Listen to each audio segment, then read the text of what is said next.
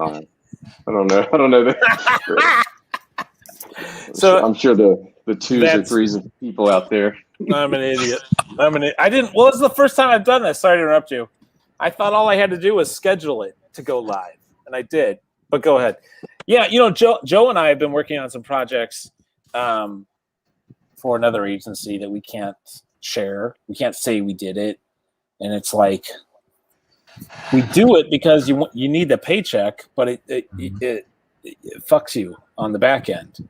Mm-hmm.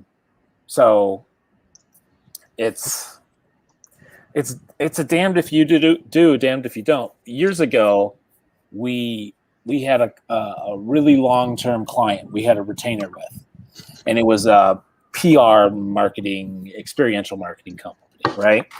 And it really helped us grow. We really did a lot of business with them. We hired people. We went from like 2 people in the design side to like 6 people in the design side at Delicious.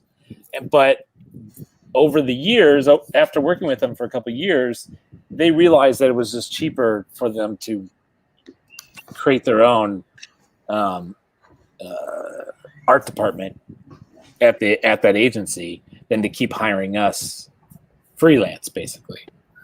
And so we built that up, and we could share it, but it wasn't really generating any more work for us, that kind of work. And then eventually they went away, and we almost went out of business because of it, because we probably lost, I don't even know, 1 year, we probably billed them $250,000. And then if that's gone, that's really hard to like make up. So why did it go away again? Because they started their own. They just got an internal. They had an internal art department, so they didn't need us anymore. Gotcha. And so when they leave, it really f's with us. You're not allowed, like, after the fact, after they've cut you out, to say, here's what we did. Like, is there any? We do on that type of agreement, I guess.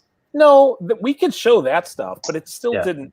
But when you're not what's called like what we call first position clients, right? Where like, we've done work for Coca-Cola and McDonald's and Bud White and all that crap, right? But that's always like working with a bigger agency. Yeah. What about? Right? Have you done Shoney's? I wish we did Shoney's. But the problem is like you can't. Once you stop working with that agency, they're going to like, for the next campaign, they're not going to work with you again. So it doesn't really help. So we found much better luck working with startups and just, trying to help build their brand so that our billing can increase with them, so that we're talking directly to the client instead of being a person behind the scenes. It was kind of I feel like we lost 5 years in our business development because we did all that work for big agencies. Yeah, that is a weird time to be kind of like new, because it's like you feel like you're doing things right, and like the fact that you're working with a big agency feels like a success or something, and you're getting to do this stuff, but like, it's just kind of like disguised as, continuing to further that machine while you're not really furthering your own machine. And like, I think that's just what always bothered me about that type of work. And just, I don't know, it's weird for me. But you're also not in a position, you or anybody, in a position to turn it down either, because you need those invoices, because because the overhead is, I got employees, you have to do what you got to do during that. Whenever you started Delicious, did you have people like right off the bat, or like, did you build up to that, or were you just like, I want to start? That's a good question. It was real organic growth. So in 2003, I made my first poster. And then at the end of 2005, my buddy Jason, he was like sick of doing what he was doing, and I was sick of working at ad agencies.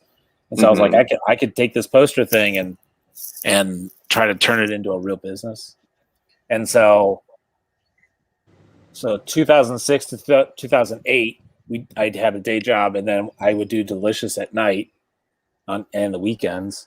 And then in 2008, I finally quit my day job, and I moved in with him and his wife. So my bills were like nothing, and our studio was in the basement, and we just slowly grew from there. And then in 2000, and then, geez, when was it? And then 2009 or something, we got our first real studio.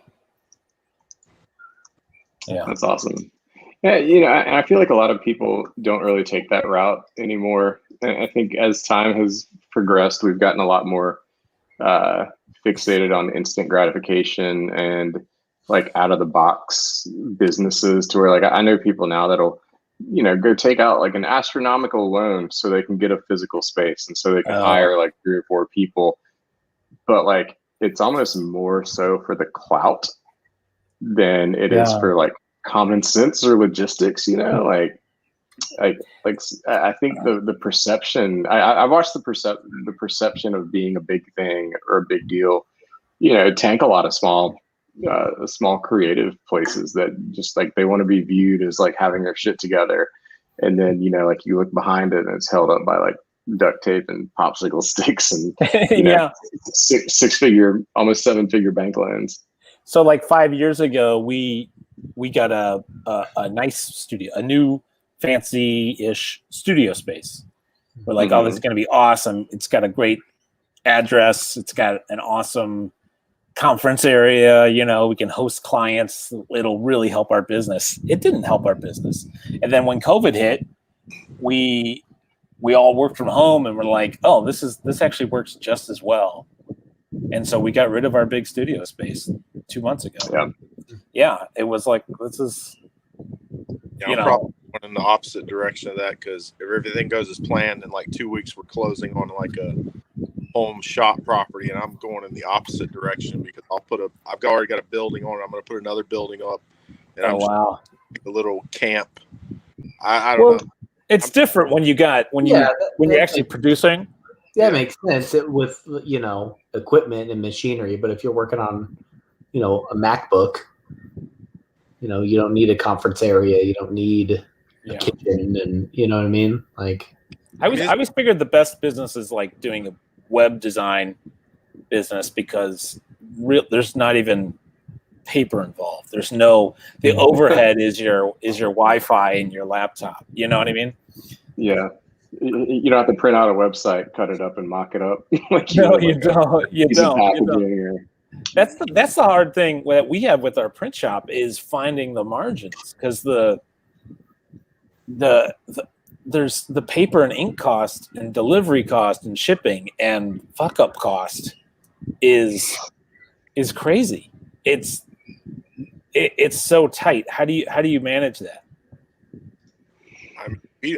Me personally, I don't. That's why I'm not gonna, like, I'm purging the client list in a way, not because I want to, but like I'm really trying to dial in everything. Like I used to have loss all the time, like shitloads of shit, because the process I never really worked in a shop. Like I interned at Mama Sauce for a while, like 10 years ago, but I never really saw. I've had to learn everything by trial and error, and just making friends with people with big shops that have really done well, like yourself. And like, I'm just focusing, like, we almost have no loss now. Like, oh, wow. I mean, knock on wood, but it's because I'm really just want to dial in and take care of clients to the fullest, like, because we're getting bigger clients that are such a joy to work with, because they just know what they want, send the freaking invoice and get paid, and then do the work. And it's constant, like, repetitive money, because with the t-shirts, there are a lot of restaurants and they're selling through it. And then we try and make a premium product that I want to believe helps it sell a little bit more, because touch it, they don't mind paying for it because it's a premium product. But I don't know. Maybe I'm wrong, but I'm trying to go to a property, own my property, keep more money in house to put into more automation that makes everything easier and more efficient, rather than throwing it at people. Not that I don't want to, but people. I feel so horrible saying these things. Like I'm going to help perpetuate Skynet. But everyone I know for the most part that's like me or like you, Billy, necessarily, they're not really working for somebody. They're trying to do their own thing. So it's funny because I laugh with my friends like, man, we wish we were down the street from each other to help each other, but we're all trying to do our own thing. Like I'm actually seeing this trend lately where I've seen a few shops merge because it's so hard to find people, and they're like merging because maybe one's not doing as well, but if they merge they can survive and still do well. I don't know, it's a trick for sure. Our problem was the turnover, right? So we would train somebody. That's the way I look at it, is the turnover, and the turnover money that you just burned. Like I'd rather put it in a robot, and robots I can hit a button for the most part. I mean, like that in there. There's no, like, I don't even put reg marks on screens. It's all perfectly reg because it's all 3-point contact. Every time it's film, there's none of that freaking dealing with a goddamn printer. Like, that's always going to screw around sometimes. And I mean, that was a $40,000 machine, but it was worth every penny to me. Like, that's a 1 year salary for a person that's going to give me a headache. I've had that machine 2 years. It's never really bothered me or gave me a headache at all. And every time hasn't called in sick, hasn't heated up fish in the microwave at lunch. I mean, like, not bragging, but COVID was kind of amazing for me. I mean, I basically like spent $250,000 last year and cleared all debt and bought brand new machines, and am now all my shit at my shop's paid for. Now I'll be able to dump it all into the property and the buildings, which will increase equity and borrowing power because I don't have high debt. I just think the debt, because like you said, you grew your business organically. Like people, like Matt said, need instant gratification, and that debt is what will fuck you because you get too happy too quick because you want to look like a big shot, and you should, and you just start. I don't know. I don't know. I'm a goofball in South Carolina. I start. It's just because I feel passionate. And I hear a lot of people saying the same shit, and it's like, if you actually stopped, looked in the mirror, and thought about what the fuck you're talking about, like honestly, because it's like a lot of people are saying the same shit, but yet some of us out here, not necessarily me, but have kind of figured it out, and it's not me. What you think? Hey, I gotta get going. No, it's all good. This was fun though. Like, I want to talk to you more, Billy. We gotta get Billy on Clubhouse, Matt. You guys gotta get on Clubhouse. I'm not on Clubhouse. Someone get me on Clubhouse. It's already dead, but we're gonna keep it on life support. Okay. All right, I'll talk to you guys later. Thanks, man. Appreciate it. Later, Josh. Well, I felt like a real dummy on that one. Did you? Oh, I could have sworn you knew that. I don't know. Honestly, though, that was like super good, insightful stuff that a lot of people don't talk about. That you know, part of growing, part of actually, you know, do you want to be a success or do you want to look like a success? Yeah, I think that's a big problem in, you know, like I feel like it, and maybe it's just because like I only, you know, exist in our industry, but like, you know, are plumbers out there like trying to like peacock and, you know, like, oh, and I just unclogged the governor's toilet, you know, or like, you know, like we're in this weird business where like we exist in like this kind of like constantly like needing to like showboat and, you know, like I don't know, like it's strange. And that's a very broad net to cast. Like I don't mean it for everyone, but like I just noticed that there's so many entities and, you know, people that operate like under that like principle that like we've always got to be on, we've always got to do this and that. And I don't know. Josh and I have had a lot of talks about that very thing. I think we've just had a lot of similar experiences with people that like we've worked with, and kind of been burned like in those as well. So I don't know. Let me ask you guys this: how addicted are you guys, if at all, to the likes? Because as a creative person, as a artist kid growing up, there's a gratification, there's a drive, like I made something and people in my class liked it, or my mom liked it and she put it on the fridge. There's like there's a part of what we do because we're trying to be appreciated, or we're trying to be noticed, or we're trying to be liked. And so there's I don't think I deal with it as much as I used to. Now the algorithm's so messed up. I really don't care about followers and likes and all that stuff anymore to some degree. But for a while I was chasing that dragon. Like it felt validating to the work I was doing. Do you guys feel that? I will tell you, I care way more than I should, and it sucks. Like I'll put some dumb shit out, and if it doesn't get the type of, I don't know, if it doesn't get the recognition that like even something that I had put out before, like I'll get in my head about it, and I hate it. Like I wish I didn't care as much as I do. It does suck. Yeah, it's. What do you think it feels like to be an Alan Peters or someone even much bigger than that, that's like put something out and then you're like getting thousands of likes and hits, and like I've never really had that experience. Yeah. Do you think they are as addicted to it, or do you think it's like old hat to them at this point? I would say they're even more addicted. Yeah. It's weird to say like that person is addicted, and we're just I could say if it was me and all of my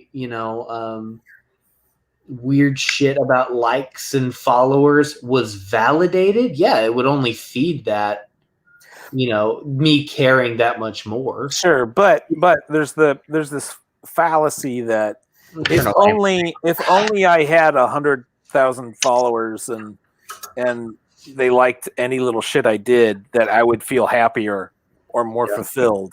And I think that's another kind of fool's gold. Yeah. Yeah. I mean, I'm into it. I don't think I'm as addicted to it as I used to be. Yeah.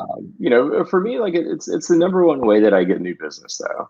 Yeah. I think having a good presence on, and like I wish I would have spread it around a little bit more and gotten into some other platforms. So like I didn't just have like all of my eggs in one basket. But Instagram has been really good to me.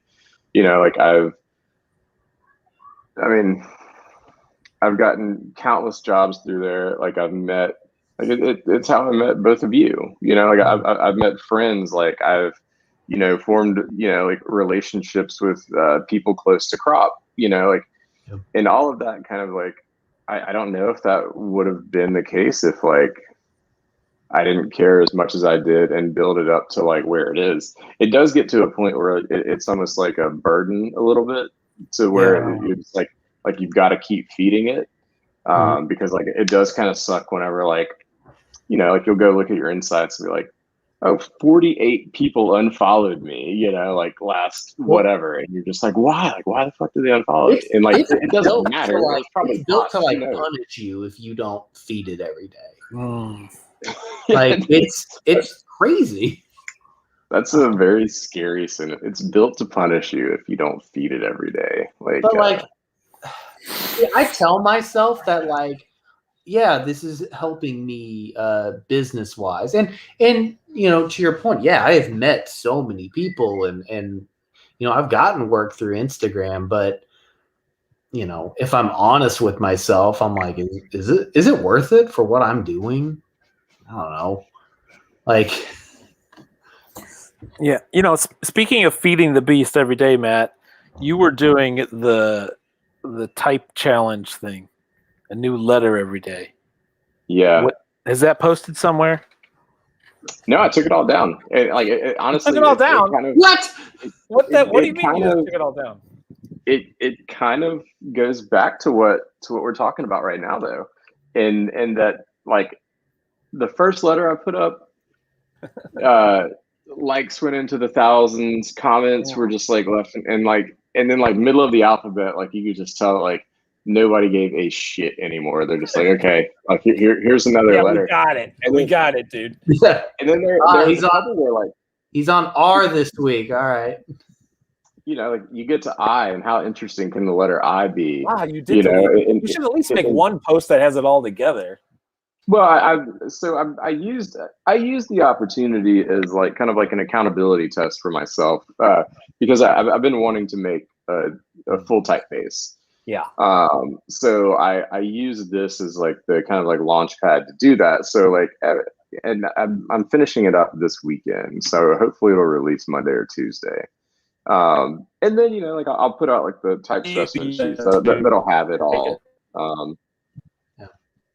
But like it kind of sucked whenever you'd put one out and then like nobody would like it. Nobody, like, it was like 0 comments and it's been up for 2 days and the likes are at like 87 or something. Because like it does mess with your head a little bit, but it also felt good to take it all down. Cause it was also burying my work for whenever people, because like during that 36 days, I got more than a handful of inquiries about like like potential like logos or whatever. So if somebody would go to that and they'd have to sift through 36 days of something and like I don't know, that's not fun for somebody. Interesting. So maybe next year you'll just do it on the live. Maybe that's not a bad idea, because then it won't clog up my actual feed, and it would give me more than one piece of Instagram live content. Like I never nourished that side of Instagram either, like Reels or Instagram Live or like whatever it is. Whatever it's called. Billy, you were doing the live stuff for a while. Did you like? Was there any sort of benefit to that, aside from just like trying something new? Oh. TJ, we got a guest. TJ, what's up? How you doing? I didn't think that was gonna work. It actually did. It worked. You're here. It worked. What's up, guys? What's happening? Wait, I wanted to quickly ask you, Matt. What's the program that you're using to turn it into a typeface? Because go ahead. I was going to say, it's funny that TJ just joined, because TJ turned me on to this program. It's a plugin for Illustrator called Font Self. Yep, I got that. It's so easy. Yeah. So like I was using it for whenever I would make like custom type for like a client, and like I would want to put it on a path to make like a badge, but I didn't want to sit there and do it by hand. So I would just turn like, if the company name was Billy, I would just make Billy a font. And but yeah, TJ is actually the one that told me about it and got me into it. Yeah, I used to use like glyphs, and it was just such a pain, and I was like, this sucks. And then I use that Font Self, and it's really easy. Yeah. Once you get super familiar with it, it's really easy to use. Yeah. Like, why would you use anything else? And how's your day going, TJ? That's going all right. Yeah. First beer of the afternoon. Yeah. Excellent. Looking up landscaping quotes for my backyard. Awesome. Let's see the backyard. Let's see it. Want to see it? Yeah, let's see it. Where are you out of again? Can I flip my camera? I'm in Atlanta. I don't know if you can. Wow, it's so verdant. It's lush. Man. Been to my house before. It was dark. Yeah, but only at night. Yeah, I didn't realize how lush it was. I think we just hung out on the porch that day or that evening. Anyway. Is that when he drugged you that one time? He did bring me to his basement that night. Yeah, his basement was super rad, and we just drank beers and watched concerts, which was super fun. So what's new in your world? Me, I'm nothing much. Just, finishing up the school year here. with the kids. Some kids only have like 1 week left. So, Last 3 days left. Yeah. oh really? Were they half and half, or were they at home the whole time? Well, one of them is still in preschool, but my oldest is in kindergarten, and we decided to put him in a private kindergarten this year, just because we weren't sure of what was going to happen. So he's going to be done in 3 days, and then I'll get a little raise. I'll get a little bump in pay, which I was hoping to do last year. That just didn't happen. Say hi, Maxie. Hello. Oh, shoot. Drop the phone. Oh boy. What's up, Max? Say hi. Hi. That's Max. Hi, Max. What you got, Max? What you got there? What you eating? Tell them what it is. Peanut butter and pretzels? Peanut butter pretzels. Ooh, Nice. that's good. Solid Amazing. choice. Solid choice for an afternoon snack. Are you from Atlanta originally? No, I'm from New York originally. Where? New York. Like the city or the Right state? outside the city. Rockland County. Rockland County. 20 miles north of the city. Wow. If you're from the city, it's considered upstate, but Yeah. it's not upstate, really. Albany's upstate. I didn't really like New York. You guys like New York? Yeah. I've never been. No? Fine. What's not It to was so- like about New York, man? It was so claustrophobic. Everything was so It's the tight. biggest city in the world, Billy. What are you talking about? Yeah. Yeah, but everything was so close together. It was giving me anxiety. Maybe. You should have like walked from like Midtown to like downtown. It would have felt a was lot like- bigger. Times Square or some shit. Yeah, well, Town Square is just touristy. Yeah. Yeah. This was 14 years ago though. I guess I should probably go back now that I'm an adult. It's probably worse now, though. Like, Yeah. It's even more. It's probably even more densely packed now. I've never been, but like I do worry about like as my anxiety gets worse as I get older, especially like social anxiety and just like being around people after a year of not having to be around anybody. Like, I don't know how well I'm going to do in situations like that if I'm just going to be like, I've got to get the hell out of here. You gotta move to The Oklahoma. nice thing about New York, though, is you Right. can walk around and know that like nobody gives a shit about what you're doing. You know what I mean? It's not like nobody's looking at you, nobody's paying Yeah. attention to you. You can just do your own thing and nobody cares. I actually had a Nice. little bit of an identity crisis when I moved from St. Louis to Chicago when I was like 23. Because in St. Louis, I was, I'd walk down the street and people would notice. You know, I was a cool character. And then I moved to Chicago and nobody gave a shit. And I was like, what happened? It was a real identity crisis for me. Yeah, my sister used to. She was intern for the Today Show a bunch of years ago. When she first got there, she like made a wrong turn or something, and she was like calling my mom, all crying. She's like, I made a wrong turn. I had to walk back in front of all the same people that I walked through, and it's like nobody was paying attention. Nobody cared at all. Had to walk in. She's like, I was so embarrassed that people knew I was going the wrong way. I'm like, nobody even paid the least bit of attention. That's funny. There's a guy taking a dump probably like on the side of the road right next to you, you know. Have you got any good graphic design stories for us? This is technically a graphic design podcast. Yeah. Yeah, tell us your juiciest Oh my god. new graphic design story. Yeah, everyone's got a juicy one. I have to think about that one for a while. When I did the work for the Super Bowl, that was not good. Not good because I was just working with a guy who had no idea what he was doing, and it was one of those I'll know it when I see it type people, yeah. and he never saw it for like weeks and weeks and weeks and weeks. Oh, And he ended up getting fired. And then Really? somebody else came in and like it was like a week, and we were done with it. Wow. It's not a great story, but it was just one of the most difficult experiences of my life. It was just like every day it was like, we still need to see some more stuff. We need to. He was really big into like, we got to find that one iconic thing about Atlanta that speaks to. I'm like, there isn't one. There's peaches there's like the stadium, and then there's like maybe the skyline. That's it. And he's like, I wouldn't recognize the Georgia skyline. Yeah. yeah. Well, he was like, we got to find that like Statue of Liberty type thing. I'm like, there Well, isn't one here. It's a peach. It's a peach. Well, I mean, that's It's the thing. ATL and it's a peach. ATL and Yeah. a peach. That's what you got. So Let me ask you guys. Speaking of Super Bowl, I think if I could imagine the most universally agreed upon graphic design opinion, it's that it sucks that the Super Bowl has the same logo every year now. Yeah, totally. Well, this was actually for the host committee. This wasn't for the actual game. Yeah. The host committee is at least the last sort of piece of that's still somewhat unique every year. I think. I mean, at least it was a couple of years ago. Yeah.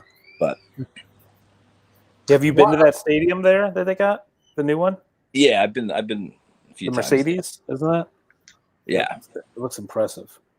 Yeah, I went to the first United game that they had there, and then I went to a couple Peach Bowls and the national championship game in was it 2018 maybe, Alabama, Georgia. So, Wow. Were you at the national championship game with Frazier, the basketball one? Yeah, a couple of them. Yeah. That you say that so nonchalantly. I'll never get to go to a national championship game in my life. I think I've been pretty cool. I think I've been to 9 Final Fours or something like that. Oh wow! Because I did a my old job. I was working for collegiate licensing, so I was there for a couple of those with my old job, and then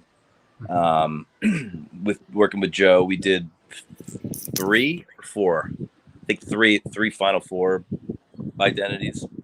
So we went to all those, and then one of my clients is the Naismith Trophy, so they do their awards on the same weekend. So I've gone to a couple with the Naismith Trophy. So that's really cool. Hopefully we'll get that going again this year or next year in Indianapolis. Yeah, we got contacted this year about an interesting Final Four project.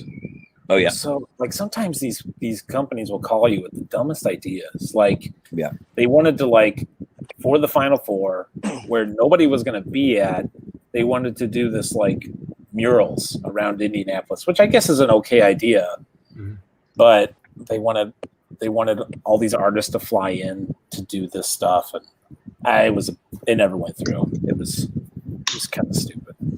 They wanted you to fly yourself in, or they were going to fly you in? That's a great question. I don't know. I was like, a lot of these artists might not be wanting to fly right now during COVID. Yeah, we might want to pick people in the Midwest that can drive them. Yeah, or if they're gonna pay to fly there, it's not that big of a deal. But yeah, I don't know. It was a weird thing. You're always. I'm sure this happens to you guys. You're always getting contacted by somebody like an account manager or whatever that's trying to pitch an idea to a client, and they need you on board, and it never goes anywhere. It seems to happen to us all the freaking time. Yeah. And then I'm always surprised when it actually does go through. Like when we did those McDonald's sauce posters. Oh, I remember those. 1,000 sauce posters. And I was like, who is going to give a shit about sauce posters? And people went fucking nuts over these stupid posters. They did. Yeah. My buddy Zach loved them. He was like collecting multiples of the same ones. Like, man, you love these posters. We had so much overage, but we had to destroy them all. I just got. Did you really? Yeah, we had to. I just got contacted by somebody that works for a comedian the other day, like a pretty well-known comedian, which is yeah. Cool.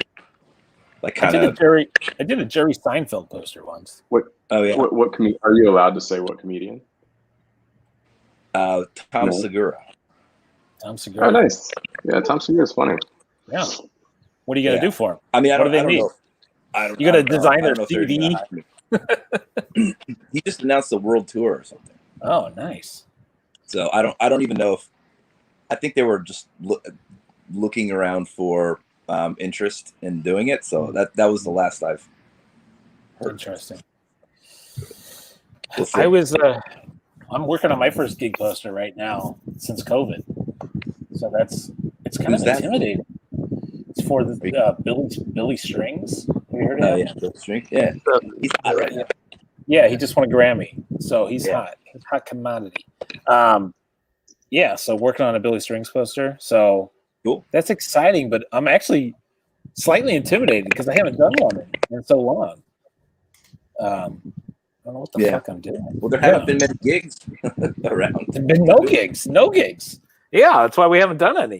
Our print shop took a hit. A lot of print I shops think took a hit. I think the demand for gig posters is going to skyrocket here in the next couple months. I think so. I hope so. It Give me seems a like call. every artist and band I've ever heard of is like going to be touring this summer. It seems like, or in the fall.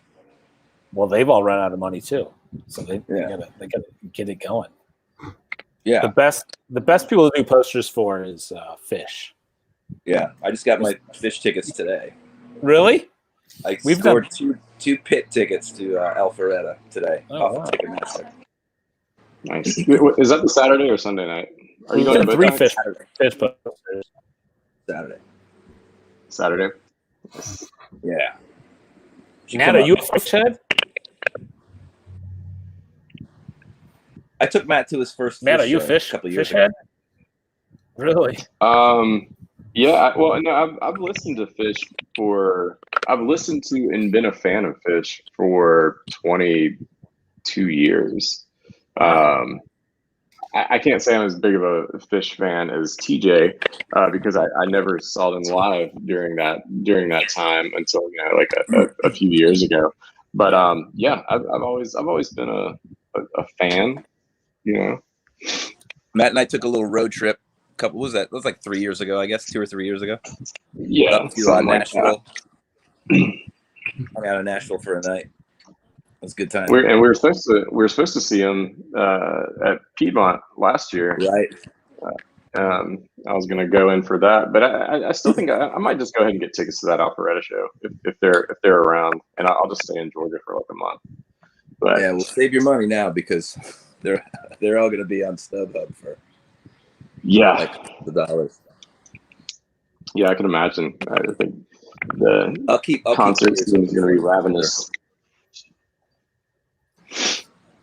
Whenever you do a Fish poster, it's ridiculous because the vast majority of the times, all the fans hate it. They're really vocal about hating the poster.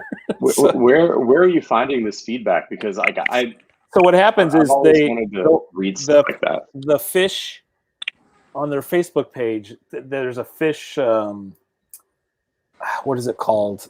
It's like how the thing that they sell things through, like their dry store. goods. Fish dry goods. Fish dry goods. The Fish dry goods Facebook page, when they post it on there, it'll get hundreds of comments. Yeah, and they'll usually the day of show. They'll usually put the poster on their social media that day and let it rip. So I did do one that people actually did really like. Then I've done other ones that people hate. But Fish and Dave Matthews and there's some bands like that, like these touring. They're always touring, and the fans follow them and want to collect all the stuff. There's like a handful of bands where you can actually make a living doing posters for. Because if you do a Fish poster, you're going to do 800 posters, maybe 1,300 if it's in a really big market. And then you can print 100 for yourself or something, and your 100 will sell out in 15 minutes. Yeah. The other 800 sell out in 15 minutes too. Yeah. Here's something you might not know if you don't make posters is they have an archive, the Fish offices, and they own the first 10 or something like that are numbered. And then they have a collection of number 420 of every poster. Oh yeah. I think I've heard that before. Maybe you told me that. Maybe I did. So you have to pull those out and send them special to That's wild. Yeah. We haven't done a poster in a Nice. couple of years though. I don't know why. We fell out of favor with them. So. Is there anyone you haven't done one for that you're like that you would want to, or is it sometimes like poster's a poster? I'd love to do a poster for the Beatles. I don't know if you heard of them. Who? Maybe they'll tour again. They'll get the band back together one of these days. Yeah, maybe. They'll Who would I? I don't know. dig up George Harrison and wheel him out there. I don't know. Nobody really. All the stuff I really like is they're old and defunct and dead. You know. I've done an Acid Mothers poster that was cool. I did I don't know. Did a Miles Davis poster that was cool, even though he's dead. I don't know. I always wanted to do a grizzly bear poster. Never got to do a grizzly bear. That's still possible. That's kind It of is what they're trying to do possible. I never. with a lot of like these, like what Matt and I did for the Braves. Like a lot of these sports teams are trying to do the same sort of thing now. You know, where they're You know doing what we did? for games. Yeah, I got tapped. They turn over. Nobody who we worked with worked there. We I missed You that. kind of froze up. I think I there was You froze up some and delay. rowboat out for a second. Oh. So we used to do it for Chicago Fire. Then there was turnover, and so there's nobody at the Chicago Fire that we really know anymore. So we don't do any more stuff for them. And then we had a deal with the Chicago Bulls to do game day posters for them. But then something happened. I have really no idea. And they started working with a different Chicago company to do the game day posters. It was a real weird fuck up. I don't Do you understand. ever ask why? Do you ever ask why in situations like that? Like I've gotten to the point now where if like I don't get something, and like it's because I don't really care, like I don't really have anything to lose, I'll just ask. I'll ask why. I don't It know. sounds like a real bitchy thing to do, but like like I frame it as like like is there anything that could have been done different, or like like what? And like sometimes people answer, but like I think I like mostly that it probably makes them uncomfortable for a minute. To where like if they do reply, I've almost already forgotten about it, but I like to ask why. I don't think that's an inappropriate question. I think that's actually something big agencies will do too, because it actually keeps you in their thoughts in some sort of way. Well, and it's not like in a whiny way. It's like hey, like was there an issue with anything? Like was there an issue with timeline or budget or like what was it? Because like sometimes like whenever people have like you've courted a client for like a handful of emails or phone conversations, and then you get to the point where like you've sent them a proposal. It's like, well, we spent a lot of time together. You wanted to move forward with this. Like, why don't you want to now? Like, well, they probably met you. We just didn't like you, Matt. Yeah. That's perfectly fine. I would not be phased one bit. So Something about your face we didn't like. Join the club. That doesn't happen to me. When No. you've got the money maker, I mean, all my clients are watching this and they're blowing up my phone like, hey, let's give you more money, bro. Yeah. Joe, TJ, I don't think you guys have met each other. Did you No, know? we haven't. I'm sorry. What's up, Joe? I like Matt and Billy. I've in a creepy way followed your work for like a decade, but we've never actually met. Oh, cool. Well, it's nice to meet you. Nice to meet you. No, I've had like 3.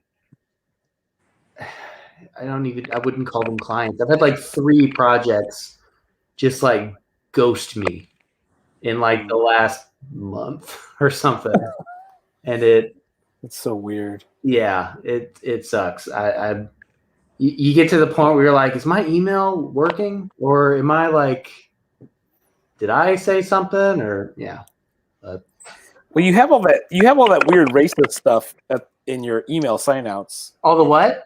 There's all that racist stuff in like your in your footer of your emails? But, I mean, who amongst us though hasn't? You know, You might want to look at that. Just saying. no, Okay, so it's 12 past. Show's over, fellas. Yeah, I got to Go get run a- anyway, fellas. Go get a life. Let's stop by. Thanks for joining us. Good seeing you, Love the TJ. show. Love the Hopefully show, this- by the way. Long time listener, first time call. Long I time was listener. about to say that. I think I might be the longest listener, like the person who's listened the longest in the history. You might of be. stuff. You might be. Minutes. Yeah. Cool. Thanks, fellas. Thanks for All right, joining me. Maybe next time Yeah. we can work on, getting a little more fucking diversity in this crowd. Jesus. Bunch of white dudes with beards. What the I'm fuck? out of here. I need Yeah. to. Yeah. It's, No, it's no. Joe's email signature that prevented more people from I'm joining. Fuck off. Yeah. Okay. Have a great weekend. All right, Later, guys. guys. Next week. Later. Oh, he did hang up. See ya.